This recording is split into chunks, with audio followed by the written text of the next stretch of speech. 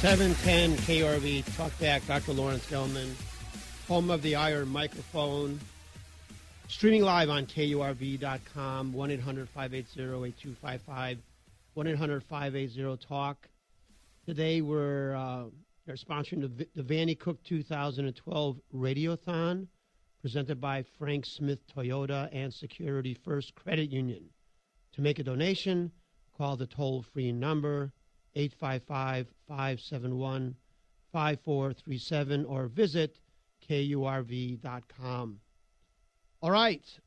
So what's in the news? Usual stuff. The United States apologizing for defending other people, the noble people of Afghanistan. Is that going to be the new terminology? The noble people of Afghanistan used to be the holy city of this or that. Nothing holy about them, and certainly nothing noble about the people of Afghanistan. All you have to do is look at the newsreels. So let's talk about solutions to problems. Most programs, they discuss, and this one as well, all the issues and what's wrong with the world and the nation and the politicians and our system of government, and probably not enough to say what the solutions are. I brought up the solutions before. That seems to be something that our political class and bureaucracy, media, and system of public education are completely incapable of coming up with a solution to these problems. But since these problems are man-made, then they ought to be solvable through man's interventions. And so let's take a look at healthcare, for example. Let's take a look at Medicare and Medicaid. Now, Medicare and Medicaid came into existence in 1964 in the Great Society programs of Lyndon Johnson. They are to pay for the health care of those 65 and older. Of course, the average age of an American, the average longevity of an American in 1964 was 65. Another example of the typical cynicism of politicians: you offer some kind of benefit and make sure that there's no one around to collect those benefits, and you collect the political capital by creating a benefit which very few can partake. You must remember that in 1965, a very small percentage of the population lived beyond the age of 65. Beyond that, the health care that was available to those over 65 was minimal to non-existent. That is before the advent of coronary care. There were no heart operations, angioplasties, coronary stents, anything of that like that. There were no medications to control lipids or serum cholesterols. There were very little in the way of medical management for hypertension, for diabetes, for any other major problems. There were no MRIs or CAT scanners. There were no laser procedures, no fiber optics, no endoscopic procedures, no laparoscopic procedures, very little in the way of what we will consider modern management of cancer, diagnosing of cancer or treatment of cancer. And so essentially there was very little to offer those, even those who managed to live beyond the age of 65. And so therefore the anticipated costs, economic costs of Medicare were very low.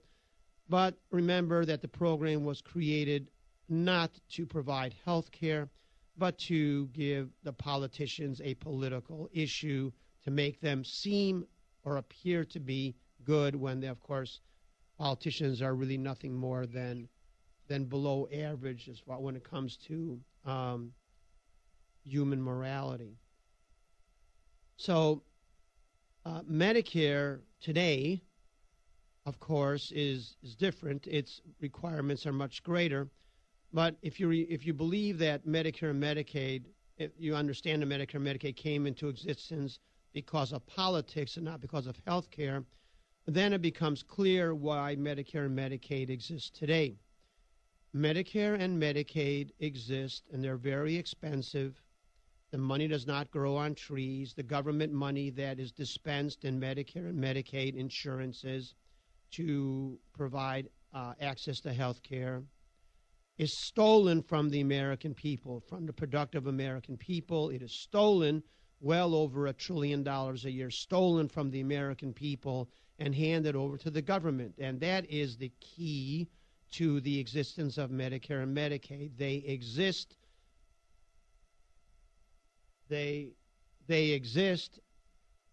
to give the government power. The money is taken from the American citizen, and the decision power is taken away from the American citizen and handed over to the government. The decisions are taken away from the American people, handed over to the government, because the government wants the power over life and death, the government over the people. Medicare and Medicaid exist specifically to remove the decision-making power from the American people as regards their health care and give that power and money to the government to do with as they please. And what the government does with that money is that they divert it from necessary health care provision and divert it to friends, relatives, cronies, and contributors of politicians and bureaucrats. That is why the system is so inefficient and so poorly managed, at least from the viewpoint of the recipient. Now, Medicare costs $10,000 a year per recipient, plus a $6,000 a year annual deductible, plus a $1,500 a year premium for Part B Medicare. And Part B Medicare covers physician services, provider services, outpatient services, laboratory services. And then there's a copay that goes associated with that. So the cost per individual on Medicare greatly exceeds the cost of what any private insurer would require, and Medicare denies more services than any private insurer. For example, if you have cataract operation, Medicare will only pay for the least expensive lens, not the lens that allows you to read as well as see in the distance, whereas private insurance will cover that. Medicare will not cover the more expensive cardiac devices, which private insurance will cover. So the interesting thing is, though Medicare costs more than any private insurance costs, it reimburses less than what private insurance reimburses.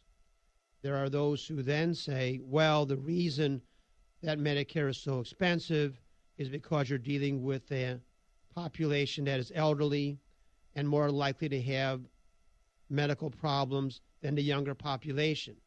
And I understand that argument. But then how do you explain that Medicaid, which deals essentially with children and the young that do not have those problems of hip and knee implants for arthritis or cardiac problems anywhere near to the extent of the elderly, why does Medicaid cost more than private insurance? Medicaid costs about $10,000 a year on a national average per eligible individual, paid for by the taxpayers. Medicaid reimburses even less and covers even less than Medicare does, yet costing more. And once again, the reason is the purpose Medicare exists has got nothing to do with the delivery of health care and everything to do with the taking of the money, giving it to politicians, and then they divert it to the unnecessary providers of health care or to guarantee excessive profits to their friends and contributors and relatives and cronies of politicians and bureaucrats that run durable medical equipment companies, home health care agencies, nursing homes, pharmaceutical companies, large hospital corporations, and the like, which make huge amounts of profit from Medicare and Medicaid payments. And the real providers that really provide the health care, necessary health care, are the ones that get paid the least. For example, the Medicare system pays physicians of the total Medicare expenditures, only about 8% goes to physicians. 92% goes to other components. And so the provider of the health care, the necessary provider of the health care, the physician, is actually the least economically significant component of the health care, of Medicare expenditures, or of any expenditures in health care for that matter. Now, now we are talking about solutions. So what are the solutions? Well, the solution is simply constitutional. The Constitution gives the power to the people, and therefore, as a basis, that's the basis of the Constitution. The basis of the Constitution is the powers should belong to the people, not the government. That was the great revolutionary idea of our founding fathers. The power is not in the government, but in the people.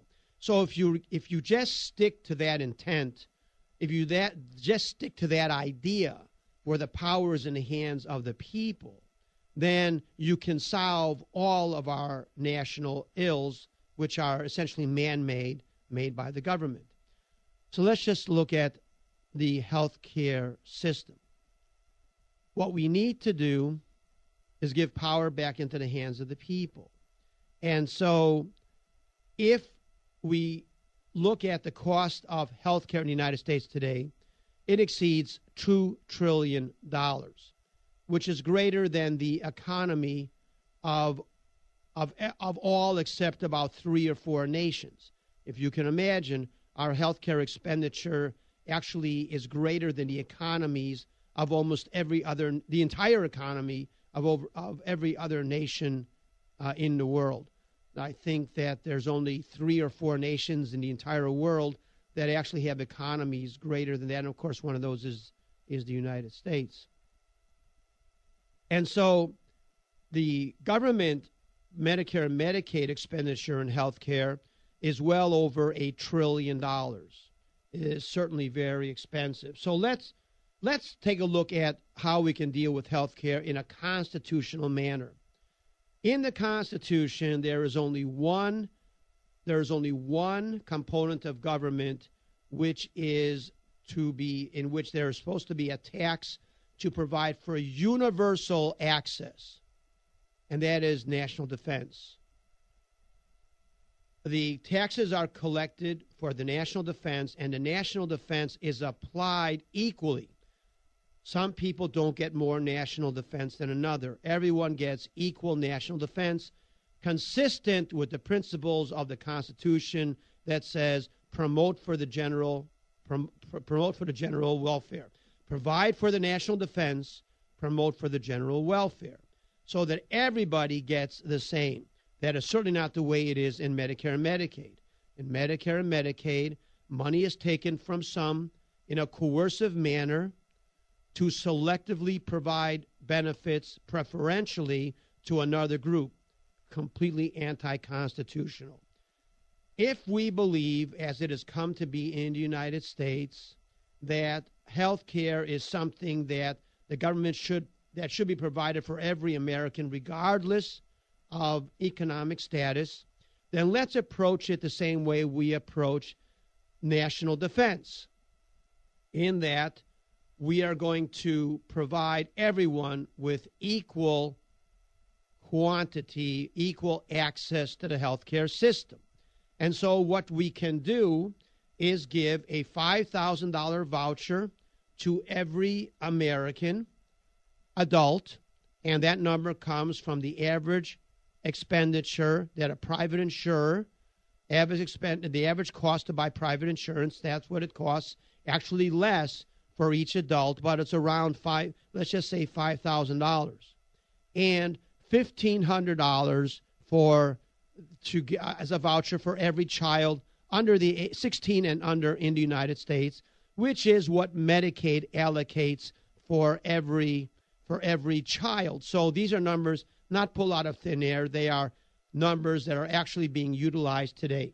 So $5,000 for each of the 250 million Americans comes up to a $1.250 billion expenditure, plus another $75 billion for the 50 million children 16 and under, and we get a total expenditure of a little of $1.325 billion, for which is less than is being spent today in the nation.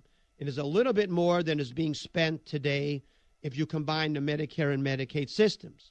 However, with the $1.325 billion expenditure, the burden of paying for health care comes off the individual and off the employer. You must remember that employers such as school districts, cities, factories, and the rest are paid for out of the employer pays that and then gets a tax deduction. Once you, of course, now that the employer does not have to pay that, you have two benefits. One benefit is the tax deduction is gone, so therefore the government receives more in tax revenue, thereby reducing the differential between what the government is paying now in health care and what the government would be paying in health care. And it allows and absolves the burden of the cities, of the automobile companies, of all the manufacturers, which is one of their greatest economic burdens. So now the companies, all the companies, school districts and cities in the United States now has a lot more disposable income to pay for salaries, to hire employees, to expand the services that they have. Billions upon billions of dollars now that was being spent on health care from these entities is now going to be released for other endeavors, as well as now that the taxes will increase. I don't agree with taxes too much, but the fact of the matter is that now the government it essentially comes out to be even. The government provides health care through a voucher system for everyone in the nation. So everybody, there's no holes, it's not a sieve. Now you have this actual real safety net for all Americans, adults and children. Now, with the power of the check in the hands of the individual, they can negotiate with insurance companies. They can negotiate with hospitals and doctors. And once you start negotiating, and once the American people now have control of the purchases, the producer, the provider of services, is now going to have to modify what they charge in order to meet the requirements of the consumer, just like in every other industry that we have in the United States. And the consumer can then select what kind of insurance they want. Maybe the consumer wants different limits or different deductibles or different copays. Maybe the consumer doesn't want coverage for, let's say, if you're a male, let's say if you're a single male, maybe you don't want coverage for obstetrics. Maybe you don't want coverage for certain procedures which only affect the elderly, or whatever you want to choose. You can now tailor your insurance to whatever your requirements are, and then the provider, the manufacturer, the insurance company will create all the different tailor-made insurance policies to conform with the requirements of the individuals. Thereby, you're not buying something you don't need, paying for something you don't need. You can negotiate with the doctors. You can negotiate with the pharmacists. You can negotiate with the hospitals. You can negotiate with the durable medical equipment companies, thereby lowering the costs of the product. That is the way that things work in a free market system. And so you can solve the problem with the health care. You can solve that issue simply by giving people back the power. And it is very simple to do. You give every American citizen, every American adult citizen, a $5,000 voucher, and every child a $1,500 voucher. And so you have a two-parent family with two children. They would get $13,000 to buy health insurance. That's Cadillac health insurance. $13,000, that's Cadillac health insurance. And so, once again, these problems are so easily solved. So easily solved. That's all that has to be done. So, but look what they want, how they want to solve the Medicare issue now. They want to raise the age of eligibility. The United States government has a contract with the American people that says you pay in this amount of money and we'll provide this service. What private insurer could change the benefits once you have purchased the insurance or whatever you're purchasing? That isn't right. Are contracts not binding with the federal government? Well, of course not, because they're all a bunch of thieves and crooks. I have an idea how to reduce expenditures if that's the way the government thinks. Let's raise the age of eligibility to 100 years old. Now you've solved your problem.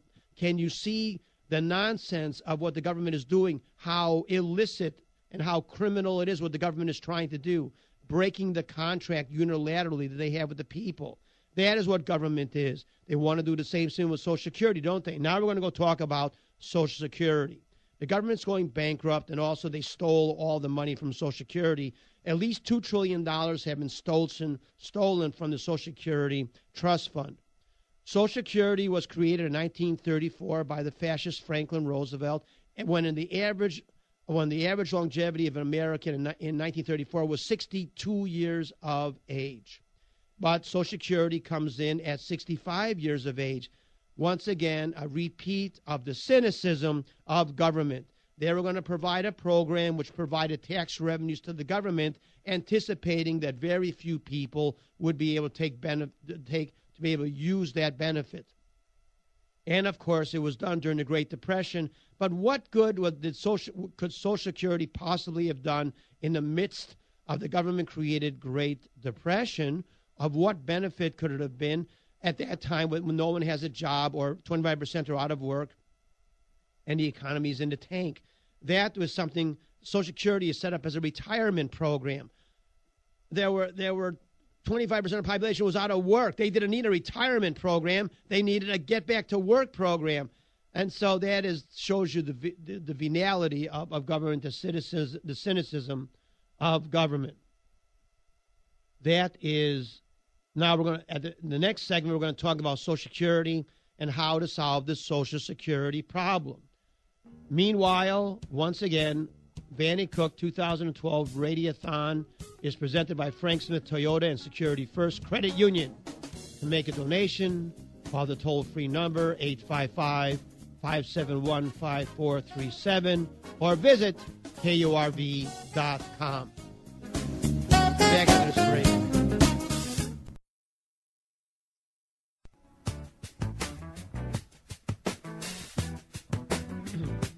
We're back. 7 on KRV, Talkback, Dr. Lawrence Gelman, 1-800-580-8255, 1-800-580-TALK. Apparently, as you've heard, 2 more American soldiers killed. I love the way the media puts it forward on NATO troops, and then you read down in the article and you find out all these NATO troops, as usual, are Americans. There is no NATO outside the United States, but they try to protect Barack Obama and his corrupt organization by making it seem that they're international troops when they're really American troops. So there you have the results of our Afghan campaign. We have a population of barbarians, not quite the noble people. And where do they find this idiot of a general, Allen, to be leading the troops? I can imagine being a Marine, and I guess he's a Marine general. I can imagine being a Marine in Afghanistan today with a leader like that, who's going around abjectly apologizing for saving their country. I don't know. It's just, to me, all the Republicans have to do is simply have commercials of Barack Obama quotes, and they'll win the election even if they put up a nincompoop. How could the American citizens have no sense anymore? It was the abject apology of Barack Obama and the idiots in his administration. There are now more American deaths in Afghanistan. Aren't they supposed to be our allies? So I guess today they were shot by a police officer. The other day they were shot by an Afghan soldier. Aren't these guys supposed to be in our... and who cares if you burn... I mean, okay, fine, you burn the Quran. They burn Bible. The Muslims burn Bibles. They burn the American flag routinely. It's part of their daily ritual, I think, and to murder and all non-believers of Islam. And we're apologizing to them. I can guarantee you this, that if the United States had not apologized and instead had been resolute and applied force against the noble people of Afghanistan, that the 2 American soldiers who were killed today would not have been killed. They would not have dared kill those 2 soldiers. But the abject groveling of Barack Obama and our administration is the reason that our soldiers are being killed today. Because if not respect, at least fear of retaliation on the part of American forces was understood by the noble people of Afghanistan, then none of this would be happening today. It is the weakness being portrayed by Americans, by our American government. It is the groveling nature of our groveling president. It's just amazing to me. No country in the world respects our groveling president. The only entity that seems to respect our groveling president is the Republican Party. That is the problem in this country today. From the actions of Barack Obama in the last week, articles of impeachment should be filed against him because he is a clear and present danger to the United States. He is a traitor to the United States. He is a danger to the United States. He has sullied the position of the presidency, and every Democrat in the United States should be ashamed of what they have elected to this nation. It is unbelievable to me that we have elected such a anti-American, anti-constitutionalist, traitorous, cowardly, craven individual that has directly led to, his behavior has directly led to the murder of American soldiers directly, and that more American soldiers will be killed, and those deaths can be laid directly at the feet of Barack Obama and the Democrat Party of the United States and the Congress and the Senate. If you're going to fight a war, then fight the war and win the war and finish it up and get back to the United States and stop being out there being a policeman to the world and being politically correct. It is so infuriating that this is going on in Afghanistan. This is the results of American foreign policy, an American foreign policy instituted by the 2 George Bush idiots, the Bill Clinton idiot, the Hillary Clinton idiot, and now the Barack Obama idiot. It's not their children being killed. It's not their relatives being killed. It's the children and relatives of the average American that have put their lives in the hands of our corrupt government, and our government just wastes it, just tosses them away, endangering not only American soldiers, more than endangering, resulting in their murder, and it is nothing less than murder, and endangering the American population. It is so absolutely infuriating. Where does one turn? Who speaks for our side?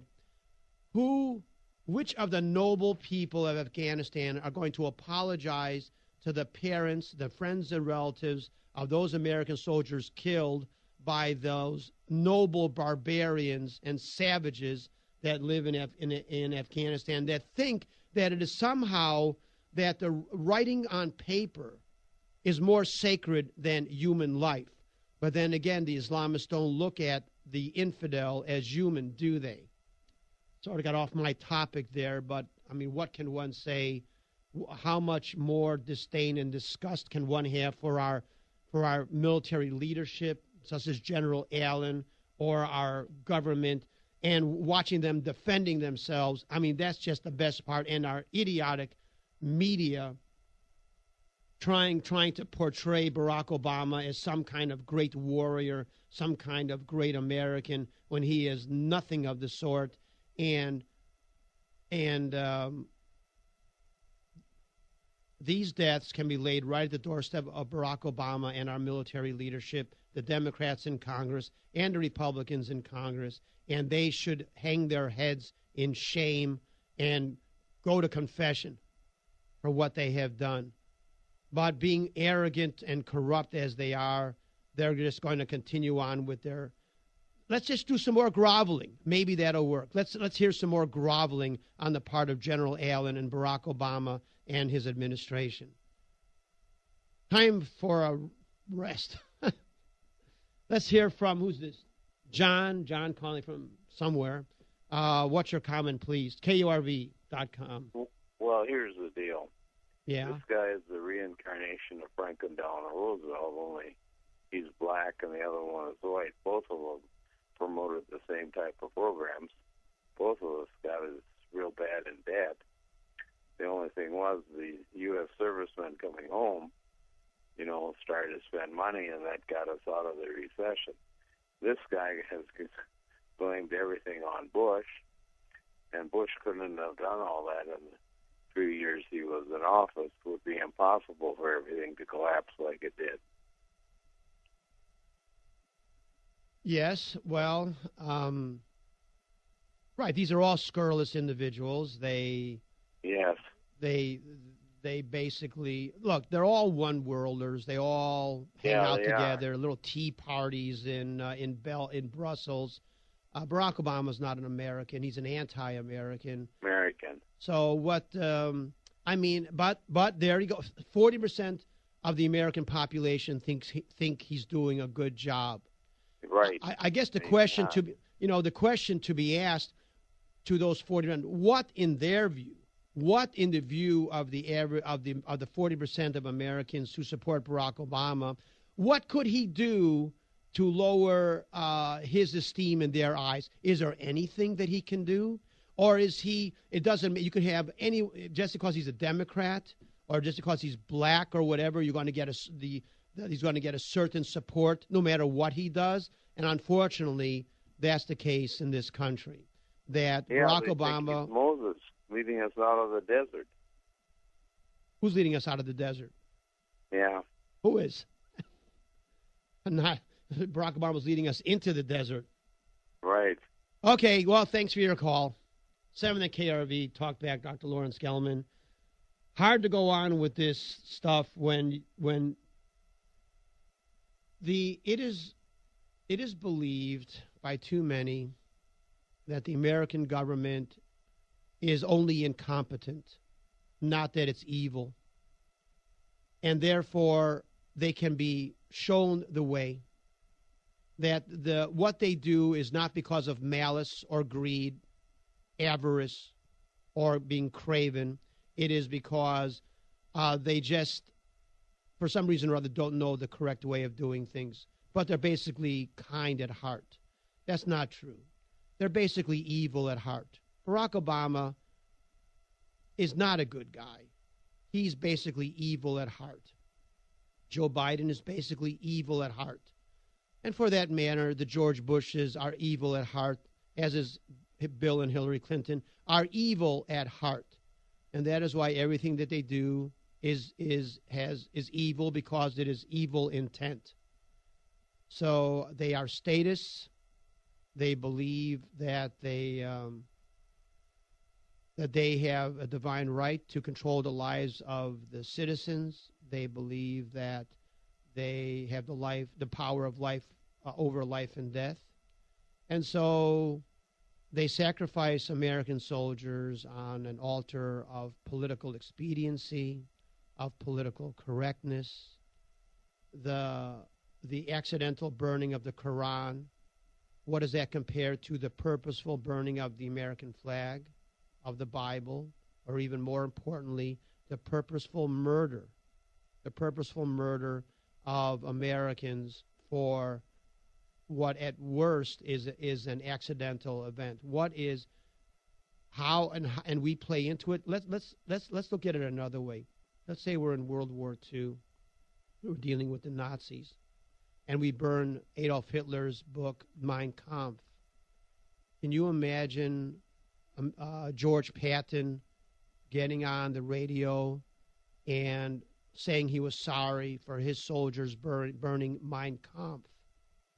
Can you imagine the American military making sure that every Nazi prisoner of war had a copy of Mein Kampf and treated the writings of Hitler as if they were sacred, and treating Nazism as legitimate, as saying that this is just a conflict because of certain conflicts of interest, but that the theory of Nazism is blessed and holy, even though it is based upon intolerance, based upon subjugation, based upon the superiority of one group over another. Is Islam any different than that? Is it not based upon the superiority of one group over another, of intolerance? And just as with the Nazis, Islam wants world domination. It came into existence seeking world domination and has not changed to this day. Should we refer to the teachings of Islam as holy and sacred when their thrust is the subjugation of women, when their thrust is the killing or subjugation of non-Muslims, when the thrust is the conquering of the world and putting everyone under Islamic law? Is that not exactly the thrust of the Nazis, to put everyone under Nazism, that non-Nazis, that non-Aryans are inferior? Isn't that, where is the difference between the two? Did we honor Nazism, yet we honor Islam, even though there's not a hair's breadth difference between the two philosophies? That is, can you imagine what the American people would say if our political class groveled in abject prostration before some insult to the Nazis? In fact, didn't we purposefully insult the Nazis specifically because their beliefs are so contrary to the American ideology? And is not Islam 180 degrees opposite of American ideology? And yet we have the representatives of our constitutional government apologizing to those individuals with that type of ideology that want to subjugate the rest of the world to their beliefs. We have our leadership honoring those that would subjugate the rest of the world to death and slavery. This is our leadership. This is what we have, is our leadership. Impeachment would be too good for Barack Obama, and why articles of impeachment aren't being drawn up by the Republicans says more about the Republicans than it says about Barack Obama. Okay, we have Isaac calling from McAllen, 7th KRV. What's your comment, Isaac? How you doing, Dr. Gelman? All right. What you're saying is very interesting. However, I did have a comment. My thought is really the blame doesn't necessarily fall so much on the administration and all the other stuff as much as it does fall on the Beatles, or better said, John Lennon. And I'll explain. This sounds ridiculous, but it is kind of true. John Lennon said, imagine there is no country, imagine there is no war. And this whole concept of this everybody must tolerate each other no matter how evil or how ridiculous the concepts that they're espousing are, is this idealism that people today, and not just Barack Obama, but even the people that have pushed this. And it's not, I am totally against hatred, but I think that evil must be cut out, and the concept that we should tolerate everybody, including the evil ones, the Saddam Husseins, the et cetera, is really, that concept is really the dangerous concept. And I think that's really the concept of why we go ahead and we elect Barack Obamas and Bushes and stuff like that went to police instead of completely get rid of people that are out to harm not just American citizens, but the innocent. There is nothing in the Constitution that says we give equal credibility to every way of thought. If that were the case, no need to have a Constitution. The Constitution was created in order to create the architecture of a specific type of government based upon a specific and unique ideology. The government that we have today, as you're saying with John Lennon, of course John Lennon was on LSD all the time. The government that we have today does not adhere to the principles of the Founding Fathers. And that is because they do not believe in the principles of the Founding Fathers or in the ideology of the nation. And it's just not, as you said, it's just not Barack Obama, it's George Bush, because George Bush goes hand in hand walking through his little garden in Crawford, Texas, with the Saudi Arabian despot. So they're really all the same, but they're not the ones who pay the price. It's the average American that pays the price. It's the American soldier volunteer that is sacrificed on an altar of political correctness that pays the price. So anything else? No, I think you're absolutely right. But my main point, though, is that it's the people themselves as well that are at fault, because we've adhered to an ideal that is impossible to achieve, in the sense that you can't tolerate evil. And in the sense that John Lennon says, imagine there is no this and there is no that. Well, too bad, there is, and we have to deal with it. And we have to face these evils as they are and be able to respond to them. And I think that that's the problem is a lot of people would like to believe that these things are not evil, or they just want to close their eyes and think that we can sing Kumbaya with everybody, but that's just not true. It's not possible. Right. Barack Obama does not believe in the concept of evil. He just believes there are differences of opinion that can be reconciled if you just talk to a person good enough or well enough. And, of course, we now have American dead in Afghan based upon his philosophy. Thanks for your call. Now we have Jack, 7 and KRV. Talkback, Dr. Lawrence Gelman. Okay, Jack, what's your comment today? If we look at the Old Testament, what we see in Ecclesiastes, where we learn that there is nothing new under the sun. What has been will be, and so forth and so on. And we go further on into the Old Testament, and we see that Ishmael was said to be a wild ass of a man, and his descendants would be wild asses. Islam follows the roots of Islam is Abraham, Isaac, and Ishmael. Ishmael, the wild ass of a man, and I think today we see Islam manifesting itself as such. Now, why do we have a president of the United States of America being an ass, to Islam and bowing and scraping? And now, why do we have this U.S. Marine Corps general? I would have been ashamed to serve under him when I was in the Marine Corps. We have this general bowing and scraping to these Islamic. He should immediately resign. If he has any ounce of integrity or honor, he should immediately resign, because his apology led directly to the 2 other Americans killed, I guess, inside the ministry itself, so inside a protected zone. He should, of course, if he had any honor, he'd blow his own brains out.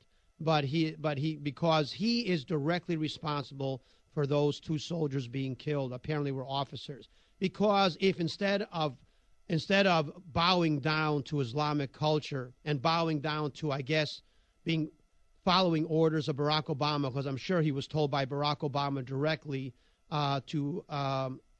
prostrate himself before the Islamic barbarians. He followed his orders, I imagine, but he did so very well. Did not seem to be reluctant at all. Because what would have happened if General Allen, instead of trying to speak in Aramaic or the Afghan language, unbelievable. I mean, it's just disgusting. His little talk, basically saying Allah is great, is essentially what he was saying. Can you imagine? Imagine American general saying Hitler is great. So, what if he had said, Jack? Let me ask you this: what if he had said, even though we're sorry about the incident, we are not going to apologize because we're at war with your culture. And let me just say this: any action against American soldiers will be met in kind to the Afghans in a ratio of 1,000 to 1. And so any American soldier who gets killed by any Afghan, we will kill 1,000 Afghans without mercy.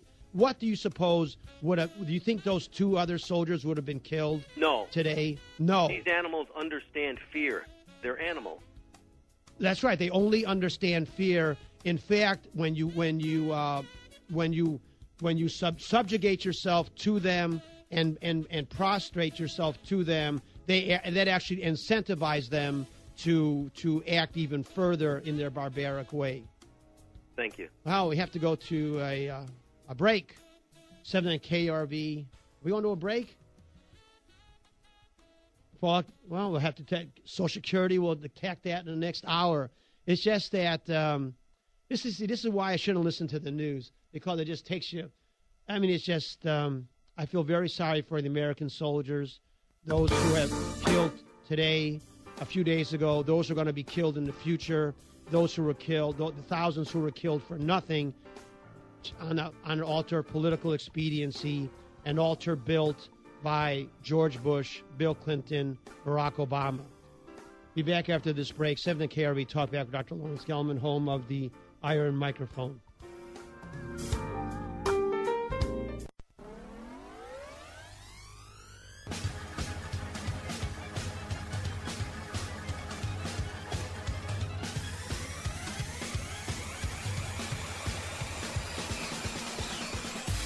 We're back. 710 KRV Talkback, Dr. Lawrence Gelman. Once again, Vanny Cook 2012 Radiothon is presented by Frank Smith Toyota and Security First Credit Union.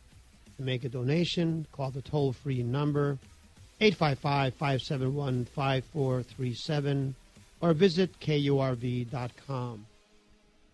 We're here to educate, talking about things no one else talks about. We already had the solution to the healthcare access issue on the first part of the program. It's feasible to do. It's easy to do. The government won't do it because it takes power out of the hands of the government and puts it in the hands of the people. And that's the last thing the government wants for any program. Now let's look at Social Security. Social Security was brought into being by the great fascist Franklin Roosevelt in 1935. Legislated into being in 1935, but didn't actually take effect until 1939. First payments came out in 1940. It was designed to be some type of retirement program for those living beyond the age of 65. Interestingly, when Franklin Roosevelt created a law, the average life expectancy in the United States was less than 65. Your typical cynicism of the government. So Social Security is bankrupt, and even though it's bankrupt, the government has decreased the amount of premium being paid in, and now it's being presented, interestingly enough, as somehow a tax. The government has always tried to present it, even though it's not true, has always tried to present it as an insurance-type program. Like insurance that you buy in which you derive some kind of benefit under certain circumstances or when you reach a certain age. This program, of course, is not an insurance program. It is a tax. There is no such thing as a Social Security fund. except in the minds of an accountant, because the money goes into the general fund. It is part of the general collection of taxes. So there is no locked box or trust fund for Social Security. At least $2 trillion of Social Security monies have been stolen by the government and used for other endeavors. So there's actually nothing in the Social Security fund. The only money that's in the Social Security fund today, the money that is paid out today, comes from taxes collected today. Now, as those taxes are decreased as a political ploy, then how are they're going to have to pay out from other sources in the general fund, thereby increasing the deficit. So I don't understand the argument at all. After all, the government is the one that created the Social Security tax. They make it seem like it was there naturally, and that they're doing something great by reducing that tax, a tax that was increased, by the way, as recently as Bill Clinton's presidency. So what is it that these people are getting at? If it's a retirement fund, then if I'm creating a retirement fund for myself privately, a pension plan privately, I'm paying into it not as a tax, but as a benefit to myself, which I will receive those benefits at a certain time in my life. Social Security is supposed to be the same thing. So the entire debate, as is typical in our political culture, is completely nonsensical. It makes no sense whatsoever. What if I'm creating a pension plan, I'm required to contribute money to that pension plan, and usually so is the employer. If I reduce my contribution to the pension plan, then I would fully expect my benefits to be derived to also be reduced. But in this nonsensical environment called Washington, D.C., they somehow want to make us believe that we can reduce our contributions to our pension program and still receive the same benefits. Well, the only way that's possible if it's somebody else, some other source is being used to provide the benefits. So the whole thing makes no sense whatsoever. But of course, it sounds politically good. Now, the Social Security tax was created by the government, by Franklin Roosevelt and by other Democrats. It was created by the government, and they make it seem like it was created by some alien power, and now the government is going to come in and reduce your tax burden, a tax burden created by the government. So the government is saying they're going to alleviate the burden that they themselves put on you, but then again, the burden of the benefit still is going to be maintained in some manner or form by the government by coercion upon the American citizen. So if it's going to be reduced by one group, it's going to be increased to another group. I don't get it. Well, anyway, Social Security is just a scam anyway. So, of course, it's going to be full of nonsensical solutions and to the problem, which is created by the government. Now, one of the ways they want to alleviate the burden on Social Security is by increasing the age before you can receive those benefits. Well, once again, as with Medicare, you want to solve the problem of not having enough money to provide for benefits? Let's increase the age of the beneficiary to 100 years of age. You've now solved your problem, haven't you, as far as the economics? But what about the contract agreed upon between the citizen and the government? Isn't the government obligated to honor its contracts? Well, obviously not. It doesn't want to honor its contract with Medicare. It's certainly not going to honor its contract with Social Security. But I love the way the media portrays this as if the American people are a bunch of ignoramuses, and maybe they are, because the whole thing is nonsensical. You are paying into a system with the understanding that at the age of 65, you're going to start drawing benefits. Now the government says you still have to pay into the system, but you're not going to get benefits until you're 67 or 70 or whatever they say is now going to be the case. What private insurance company could exist if they changed the rules like that? If you had a private insurance company and you signed a contract that agreed to provide benefits under certain circumstances, and then unilaterally they changed the benefits, how long is that company going to stay in existence? And you could sue that company, try and sue the government. And so the government is just a bunch of thieves and crooks and liars. And, well, what's the surprise there? I mean, a synonym of a politician is crook. So anyway, how to solve the Social Security problem? Well, it's very simple. You go back to constitutional principles, as we've said before, and you make it voluntary. If you want to belong, instead of being coercively forced into the system, you make it voluntary. And the way to solve the issue is to make it voluntary. And those who wish to belong in a system can belong to the system. And those who do not wish to belong to the system can keep the money themselves.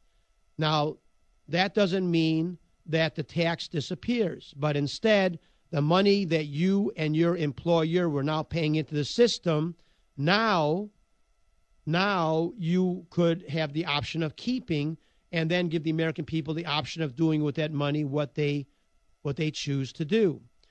Now, there are those who say, well, what if I'm 55 years old, and I've been paying into the system for 30 years, and want to opt out of the system? Doesn't that mean that all the money that I've put in will now be forfeit? No, because if your age of eligibility is 65, and which is a 40-year payment from when you're 25 to 65, then because you've paid in for 3/4 of that time frame, whatever benefits you were going to derive at the age of 65, if you opt out of the system at the age of 55, you will get 75% of your benefits.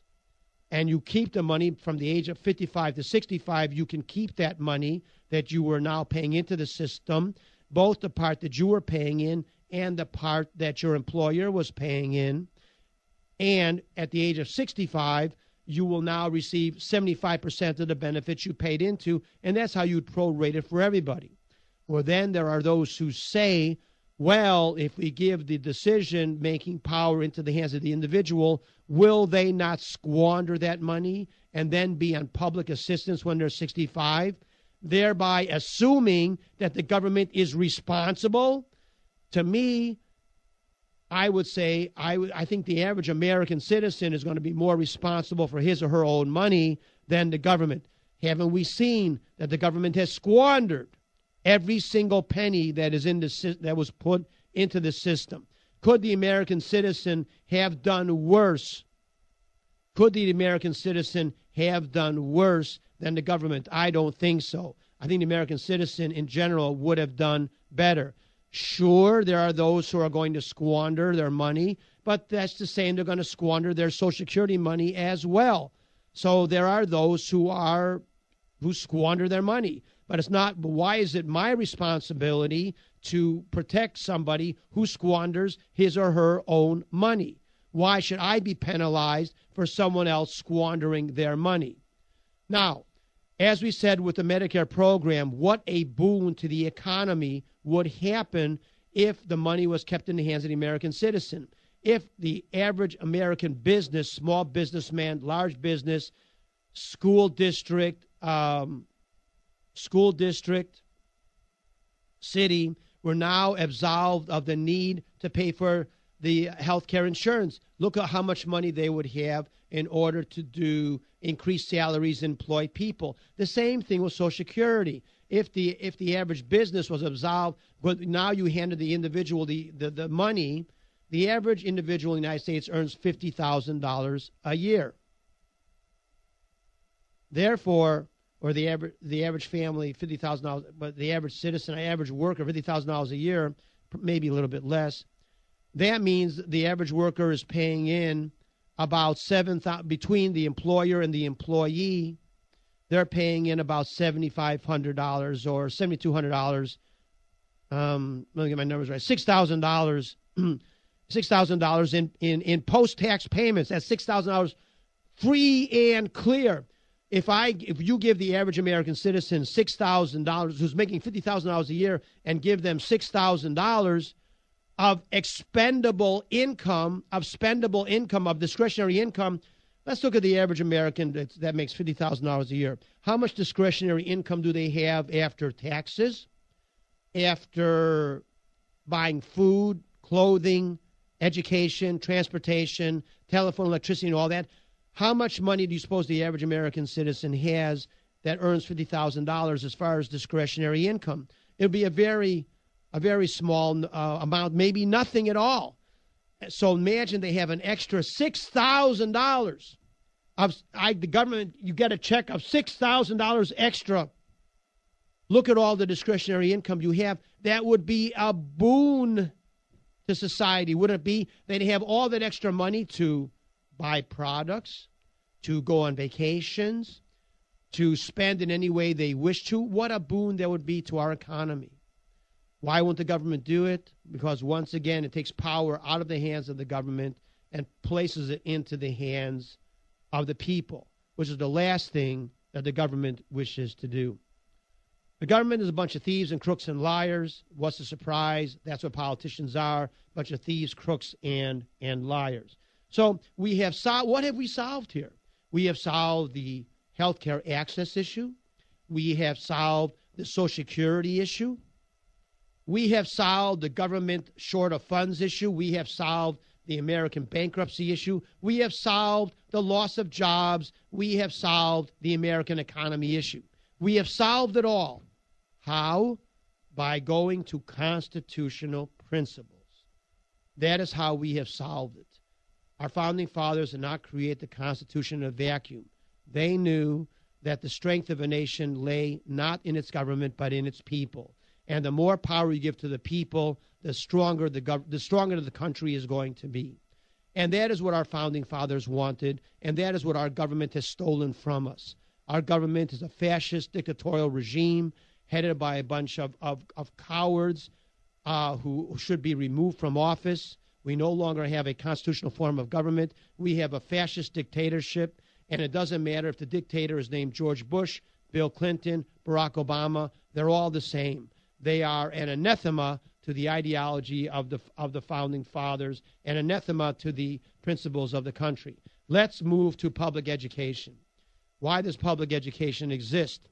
It exists to indoctrinate our children and make them believe that our rapacious, avaricious government, headed by a bunch of thieves, crooks, and liars, is actually benevolent. That is the reason the system of public education exists, is to indoctrinate our children.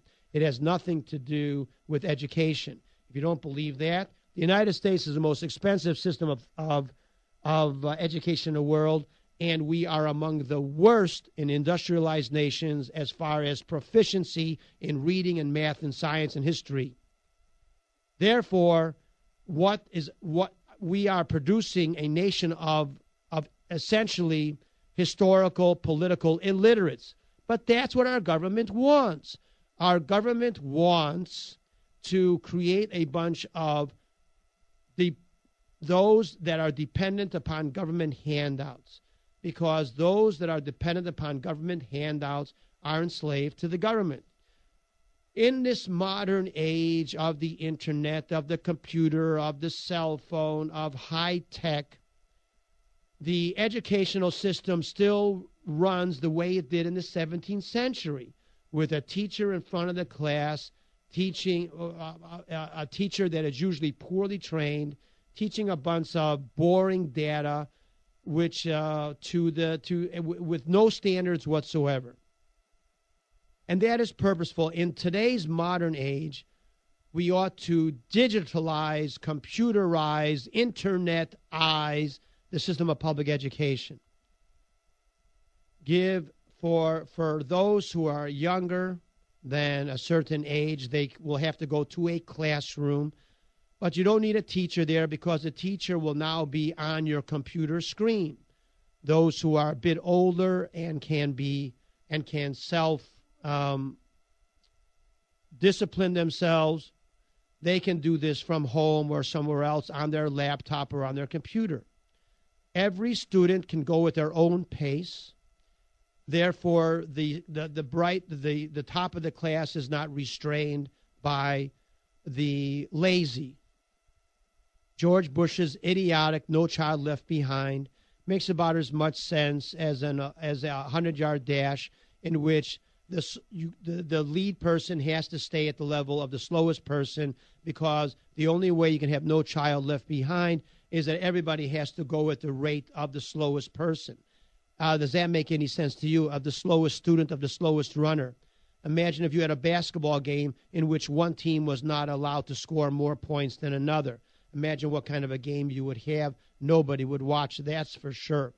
And so it's an idiotic deal, but that's what government does. The government sees a problem, usually a problem of the government's own creation, and then creates a solution which makes the problem worse. The problem is lack of proficiency in public schools. So the government solution makes sure that those few who are proficient now cannot be proficient at all, and we're all at the lowest level of proficiency. So therefore, no child left behind. Now, no one is proficient instead of just a few being proficient. That is the answer that our government has come up with. Typical stupid government answer. Nothing in the Constitution gives the government the power of a mandatory system of public education. Therefore, you can have Albert Einstein teach every student in the United States because through the system of the internet, one individual can reach every individual in the United States. So you have the geniuses of the Michael Dells, of the Bill Gates and all the rest set up a system of programs which allows every individual to advance in every course of study, whether it's history or science or math, at their own rate, so that the smart and the diligent are not hampered by the lazy and the ignorant. And therefore, that creates a population of proficient individuals in history, in science, in math, in reading, proficient individuals which are now an asset to the nation rather than being a hindrance and being on welfare. And you create an intelligent population because now everyone will go at their own rate of learning, and everybody will get a degree based upon proficiency, not upon subjectivity, but upon objective proficiency, on programs which to determine how proficient you are in reading, how proficient you are in math, how proficient you are in science, and everyone goes at their own rate, so that even those who are slow learners will still be able to learn because they'll be able to go at their own rate and will not feel intimidated or feel inferior to others because they are only being measured against a computer system that has no subjective feelings. Whereas a student may feel that they're not very bright and therefore will withdraw from the educational environment because they don't want to they don't want to be humiliated, so to speak. Now, the only person that knows their rate of achievement is the computer program and themselves. They will no longer feel inhibited or afraid to ask a question because it's only between themselves and an inanimate computer, an inanimate program. And that is how you set up the system of education. Right now, and how much would that cost? Clearly, right now, our system of public education is more expensive than it ought to be with a very poor product. It would save hundreds of billions of dollars in expenditure. The system of education, public education, is the greatest expenditure that faces every state. It is the greatest economic burden that every state has. You could reduce that expenditure to a fraction of what it is today with an increase in proficiency and a higher level of learning and education simply by going into a digital system and giving every child the availability of a laptop or something of that type that would allow them to be educated. And then you would have and then the expenditures would be for those laptops, which would be a tiny expenditure compared to what the expenditure is today. You could eliminate all this public school infrastructure and all that bureaucracy and administration, eliminate all that to the tune of billions of dollars a year, where more money today is being spent on the bureaucracy of education than the actual education of the children. You can eliminate all of these books and all these other things which cost a fortune and do it all on an internet-based system where every child learns on an individual basis, and it could be programmed, and your geniuses at Intel, your geniuses at creating all these games, All these gaming industries that create all these magnificent games that people play could now go into the educational business and use their creativity to create programs to educate. And now there would be incentive for that because there would be all these people buying programs. And I could buy my own program if I wished to, which I thought might be better than another program. Think of all the benefits that we could be derived from that. Why won't the government do that? Once again, it is not in the interest of the government. The government wants to create this huge educational bureaucracy which benefits the government, people working for the government, beholden to the government, creating a system of education in which those who graduate have no skill level and therefore dependent upon the government, the huge bureaucracy dependent upon the government. That is why the government will not do that. There are so many answers already available to solve all of our problems. To me, it is absolutely amazing they're not being utilized. To me, it shows how corrupt our government is. The system of public education exists to benefit the government, to benefit the educational bureaucracy, to benefit the teachers' unions. It does not exist to educate, and certainly does not exist to benefit our children. 710 KRV, Talkback with Dr. Lawrence Gelman, home of the iron microphone. The answers already exist. Only the government prevents the implementation of those answers. Back after this short break, 710 KRV, Talkback, Dr. Lawrence Gelman, home of the iron microphone.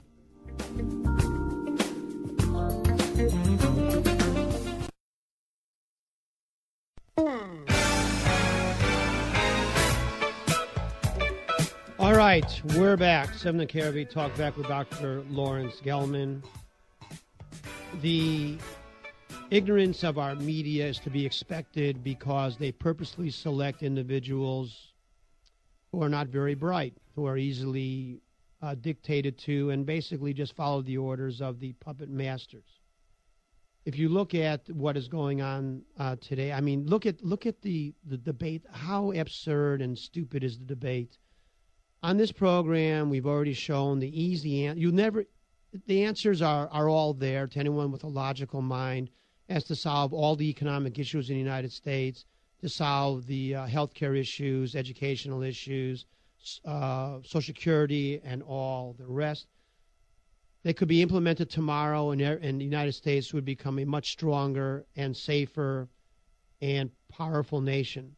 But we won't do that because that is really not what is in the interest of the government. And the interest of the government and the political class is to maintain their power, to maintain a population that's dependent, to maintain a population of historical illiterates, an unskilled population, really an unemployed, uneducated population, which makes it much easier to control, and which Americans will keep electing idiots like Barack Obama and George Bush, Nancy Pelosi, John Boehner, and all the rest. So look at the argument that we have today. We have this, and look at the way it's presented on both sides. Contraception. Contraception has now somehow become a civil right.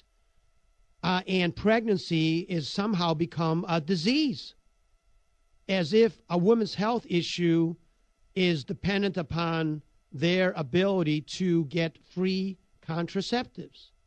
Now, as far as I'm aware, a pregnancy is an act of two people, and for the most part volitional, the vast majority volitional. It is not as if the woman has some kind of parthenogenesis or where they can create a child on their own. It's an act of volition. So their refusal to go in to use a rhythm type of program where it has been shown that a rhythm type of sexual intercourse program is as successful, if done properly, as taking a pill. Because they cannot control themselves, they want someone else to pay for the right so they can have intercourse whenever they feel like it without a thought. That is society we're creating. and that somehow the result of that intercourse, the infant, is a disease process. Disease limits life. Disease ends life. Disease and pregnancy are exactly the opposite. Pregnancy is the only thing that guarantees the continuation and the perseverance of human life. Since when is pregnancy considered a disease? But this is the debate that we have in this country today. This is the level of discourse that is in our country. And why is the level of discourse at such a low and primitive level? Because of what I've said earlier, because of our horrendous system of public education, in which the vast majority of those going into that system cannot think logically, cannot think critically, and are easily manipulated by a media which acts only as a propaganda arm of the government. This is what we have today in our society. And this is what we're relegated to in our public discourse, where contraception is somehow seen as a human right, and where pregnancy is looked upon as a disease that endangers human health. This is our political discourse today. Now, the polls that are taken are all lies, because the questions that are asked in such a way that make it to lead to a particular conclusion. Today, the polls are being used in order to make it appear that the Republican superficial and weak response, but certainly better than nothing, I guess, on this issue, it makes it seem as if that they are on the fringe. Why do the pollsters do that? Because the pollsters know that the American people believe in the Constitution. The pollsters know that the American people believe in the right to life. The pollsters know that the American people are opposed in the majority to the unlimited the abortion on demand. And knowing that, the pollsters have to and since the Democrats and Barack Obama are pro-abortion, are pro-contraception, are are pro-death, and Republicans ostensibly are opposite of that, that the Republicans must be made to believe that the American people are also pro-abortion, pro-free contraception, pro-pregnancy as a disease. And so therefore they create polls which makes it seem that way, specifically so that the Republicans will abandon pro-life positions, because they know that that argument has a very strong influence on the American people who are pro-life.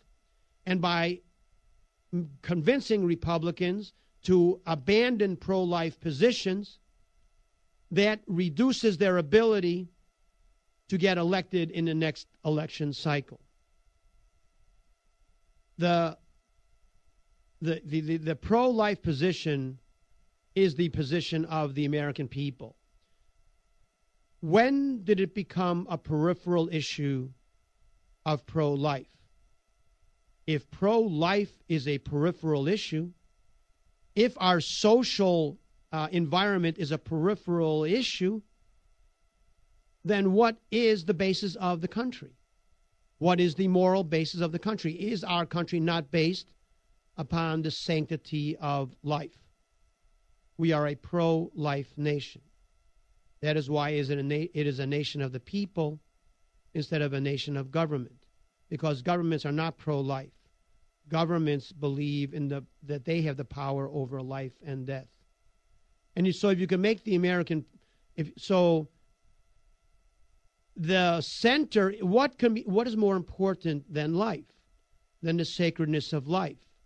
The Declaration of Independence says we hold these truths to be self-evident, that all men are created equal, that they are endowed by their Creator with certain unalienable rights, that among these are life, liberty, and the pursuit of happiness. If that life is first, life is what's most important, the sacredness of life is what's important. Pro-choice says the life of the infant is not human, that the life of the infant is not important. When the life of the most innocent is not sacred, when the life of the innocent can be forfeited for the convenience of the mother or her partner, then what about all the other rights?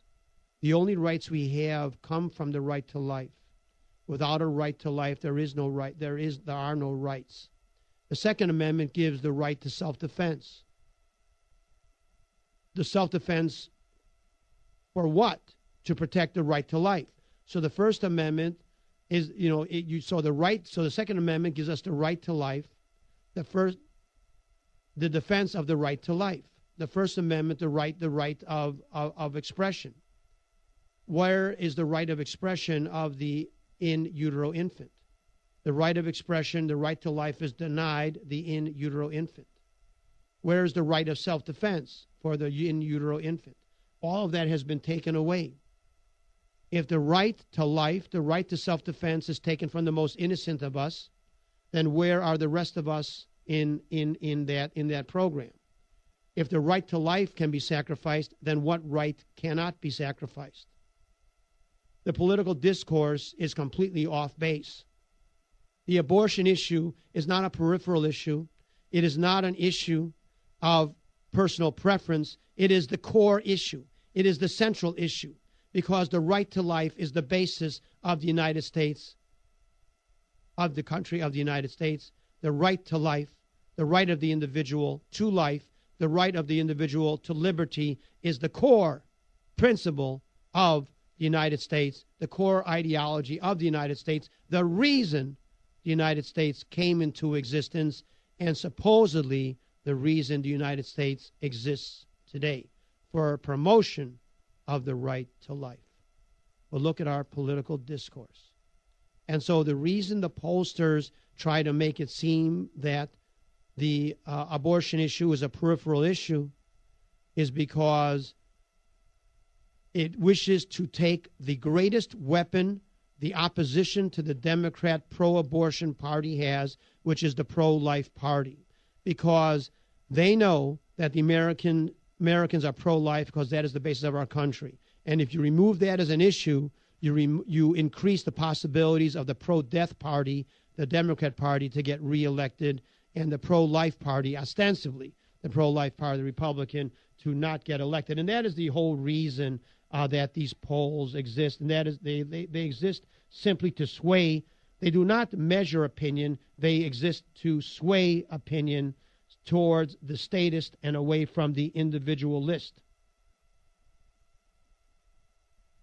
What else should we talk about today? I don't know. The foreign policy of the United States is also anti-constitutional. The United States is not supposed to become involved in the political arena of any foreign nation.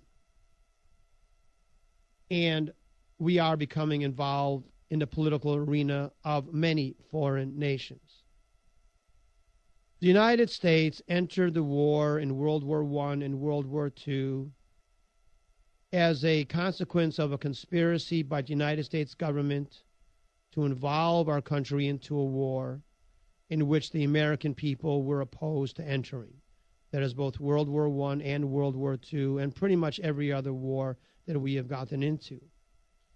For the United States government to convince the American people that we must enter a war, it requires the government to create the great lie, the reason for the war to happen. And what it does is create scenarios created by our own very government that makes it appear is that the American government and Americans are innocent, and that the aggressor is some other party. And so that's what we did in World War I by arming merchant ships with munitions for one side in a conflict, and those ships were sunk, even though they were warned they would be sunk, and it made it appear as though the Germans were acting aggressively and belligerently against innocent civilians, thereby inciting the Americans to go to war against Germany, simply because Woodrow Wilson wanted us to go to war against Germany, and the big bankers noted all the profit that they would get in a war environment. And that is what happened. The results of World War I was to create an environment in Europe and the Middle East which guaranteed the rise of Hitler and others and Mussolini, which led directly to World War II. World War II, the United States entered World War II on a conspiracy by Franklin Roosevelt to lure the Germans, who did not take the bait, and then the Japanese, who did take the bait, though of course the lure to them was even greater through our illegal embargo of goods into Japan, which essentially would have starved Japan. The United States initiated the warlike acts. Japan responded. The American government made it appear that we were completely innocent when we were, of course, culpable, and that resulted in the Japanese making the Japanese appear to be aggressors when they were doing nothing but defending themselves against United States aggression. We created that conspiracy. Franklin Roosevelt and the communists in his regime, Harry Hopkins, Harry Dexter White, Alger Hiss, Lauchlan Curie, Robert Service, Klaus Fuchs, and all the other hundreds of Soviet agents in the American government that wanted the United States to go to war to save the Soviet Union from the Germans, and therefore created this scenario through a conspiracy to incentivize so that the American people would want to go to war, which they did not want to do before Pearl Harbor happened. So the United States created this scenario, the environment, which lured the Japanese to attack and which incentivized the American people to go to war. And the result of that is that the Soviet Union became stronger than ever. The communists took over China, and the communists were given were given much of the Middle East, much of Asia, and all of Eastern Europe. That was the result of the Second World War. And that is what Franklin Roosevelt did for us in the Second World War, creating the Cold War. Woodrow Wilson created the Bolsheviks, and Stalin. Woodrow Wilson created the Bolsheviks, and Franklin Roosevelt protected the Bolsheviks and gave China to the Maoists. And that was the result of that. Right now, the reason we're in the Middle East is because George Bush created a scenario by incentivizing Saddam Hussein to attack Kuwait, and which somehow created the war fervor in the United States, a country which did not want to get involved in the Middle East, and therefore created an environment for America to go to war in the Middle East, an environment that we are still paying for today. And when I say we, I'm not talking about the friends and relatives of Barack Obama, Bill Clinton, or George Bush, the greater and the lesser. I am talking about the average American that has to sacrifice his or her son and daughter, and our rights, the sacrificing of American rights, as is noted every time you go to an airport, upon an altar of political arrogance and avarice, and is why American soldiers are being killed today. Barack Obama went to focus the war in Afghanistan. Have things gotten better or worse over there? In the United States, we are defending a culture which is anti-American. At least in World War II, we went in with the resolve to win the war, and we converted the German Nazi government to a democratic republic, and we converted the Japanese government to a democratic republic, and at least we did that. Now we don't even do that. Not only, can you imagine if in World War II the United States had allowed the Nazi government to come back into power and allowed the imperial government of Japan to come back into power? Because that's what we're doing today. Because in Iraq we now have an Islamic fundamentalist regime. In Pakistan there's an Islamic fundamentalist regime. In Afghanistan there's a fundamentalist Islamic regime. In Egypt there's a fundamentalist Islamic regime. In Jordan there's an Islamic fundamentalist regime. In Libya, there's an Islamic fundamentalist regime. In Iran, there's an Islamic fundamentalist regime. And in every single one of those instances, it is the United States that caused that to happen. And now we're trying to put in a fundamentalist Islamic regime in Syria, the same Islamic fundamentalist regime that is killing Americans today. So, can you imagine if we had done that in World War II? American people would not have allowed it, but now we're going along. So now we have our Islamic president, our fascist. And why is he? Okay, maybe he's not Islamic, but he's fascist. And fascism, Nazism, and Islam are the same. They both promote intolerance. They both promote the superiority of one group over another simply by being declaring themselves such. They all believe in the subjugation of all other nations. They all believe in world dominance. There's no difference between Nazism, communism, and Islamism.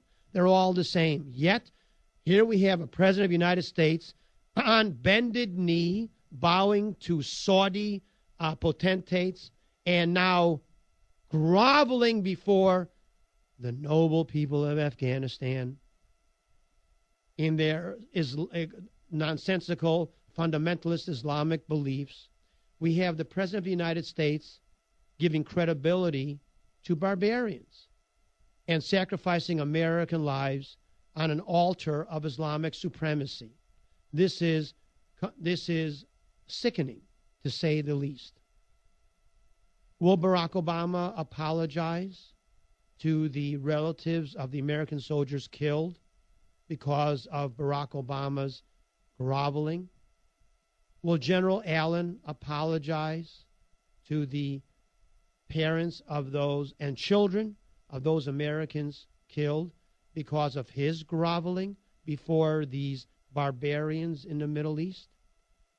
I highly doubt it. If the Republicans had any sense of honor and any sense of integrity, they would immediately bring forward these points that Barack Obama is directly responsible for the deaths of those soldiers, that General Allen should resign because he's directly responsible for the deaths of those soldiers, and the House of Representatives should immediately create articles of impeachment against Barack Obama because of his direct endangerment to the lives of every single American. Will the Republicans do that? Well, the only way they will do that is if they had an understanding of the Constitution, if they had integrity, if they had a sense of self-worth, if they had any respect for the founding principles of the nation, have any respect for the ideology of the country, had any respect for the American people and the American way of life. But there are very few Republicans who have that respect, and so I sincerely doubt that any one of them will do what is necessary. Ron Paul was right in saying we should never have gotten involved in those instances at all. And he will be right to saying the reason we're in this mess now is because of the abrogation of constitutional principles of not only Barack Obama, but Bill Clinton and George Bush, bipartisan abrogation of constitutional principles. I can assure you that Ron Paul feels as bad today about those soldiers being killed by our allies as any true red-blooded American feels at this instant. And anyone who calls themselves an American who defends what Barack Obama has done and what General Allen has done cannot really call themselves an American anymore, because to be an American is an ideology. It's not simply being born in a country that's called the United States of America. To be an American is an ideology. It is why in the United States, Americans come in every color, in every race, and every ethnicity, because we have a culture of Americanism, which believes in individual liberty, freedom, and independence, independent of country of origin, of your religion, of the color of your skin, of your ethnicity. It is an ideal. It is a principle that all people are individuals and have the right to be free, that all individuals are to be measured by who they are and not where they come from, that they are to be measured by how they behave and not how their parents behaved or how their ancestors behaved, by the fact that they are an individual, independent of the nation they came from, of the parents they were born to, they are to be qualified on the way they behave. That is what Americanism is. And anyone who thinks that what Barack Obama has done to this nation, what George Bush has done to this nation, what the Democrats have done to this nation, and what the Republicans have done to this nation, anyone who supports that or what they have done to bring the nation to where it is today, they are not Americans. Being born in America does not make you an American. What makes you an American is your belief and your adherence to American ideology, the sacredness of life, the right of individual liberty, freedom, and independence. That is what makes you an American. Barack Obama is not an American.